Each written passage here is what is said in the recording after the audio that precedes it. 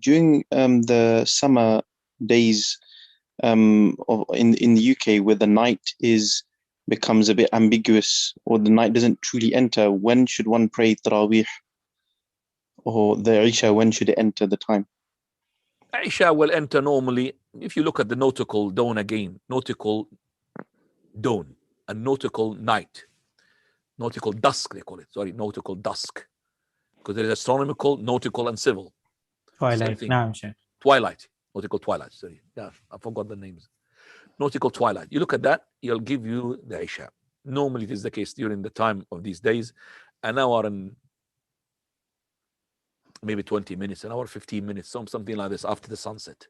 After sunset, an hour 15 minutes. Let me just see now, for example, what time is nautical twilight here? According to The Guardian, tonight's nautical twilight will begin at 7:23 p.m. and end at 8:02 p.m. So 7:23 is the Isha time, which is almost the same as the real one. Nautical twilight, that's the one. Okay, so that's when you pray your Isha and your Taraweeh, inshallah.